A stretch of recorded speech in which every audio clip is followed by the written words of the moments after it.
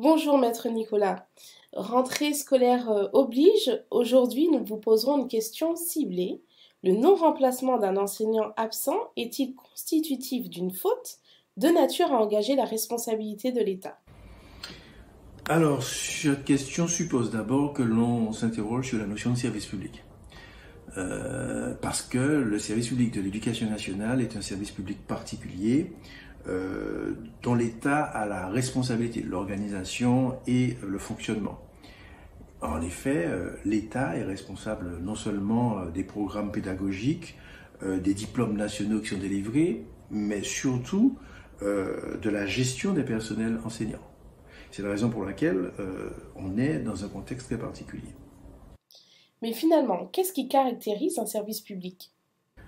Deux choses essentiellement, une mission et le mode d'organisation de cette mission. Alors la mission, c'est toujours des activités d'intérêt général, et le mode d'organisation peut faire appel à des personnes morales de droit public ou personnes morales de droit privé. Mais en tout état de cause, ce qui singularise le service public, c'est le fait que l'on doit répondre aux grands principes du service public, qui sont au nombre de trois.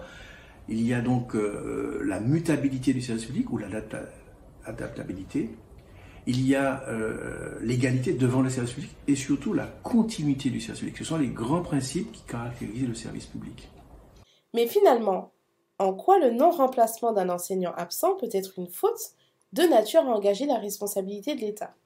Alors c'est en lien avec la continuité du service public, parce que dès lors que le service public doit être continu, lorsqu'il y a une discontinuité, il y a un problème. Alors il a été jugé que le fait de priver un élève de l'enseignement pendant une durée conséquente est de nature à engager la responsabilité de l'État dès lors que cette privation ne se justifie pas par la nécessité de l'organisation du service. Et c'est une décision qui remonte déjà à un moment, puisque depuis 1988, le Conseil d'État avait considéré que bien, un élève qui était privé de 6 heures d'enseignement hebdomadaire était, je dirais, dans une situation où la responsabilité de l'État pouvait être engagée. Et à l'époque, le fait que l'État ait indiqué que les crédits budgétaires n'étaient pas en place n'était pas de nature à exonérer l'État de sa responsabilité. Donc par conséquent, la responsabilité de l'État peut être engagée dès lors qu'un élève est privé d'enseignement pendant une période relativement longue et ça lui cause un préjudice. Très bien. Bien en pratique, comment procéder? Alors, d'une manière générale, lorsqu'un élève est privé d'enseignement pendant une période relativement longue, les parents trouvent des solutions, notamment par des cours privés qui sont payés par les parents. Et donc, on peut, à ce moment-là, et à partir de cela, saisir l'administration, donc le ministère de l'Éducation nationale, pour demander au ministère de rembourser ces frais que les parents ont dû engager. Et si le ministère ne répond pas favorablement à cette demande, donc c'est une procédure qui est engagée devant le tribunal administratif.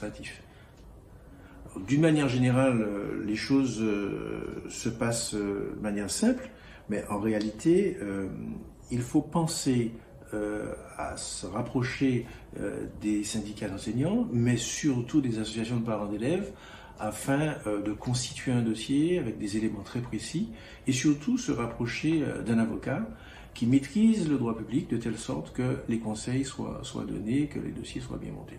Maître Nicolas, on vous remercie pour toutes ces précisions. J'invite d'ailleurs nos auditeurs à se rapprocher des avocats réunis, puisque vous êtes également un avocat qui maîtrise le droit public. Merci.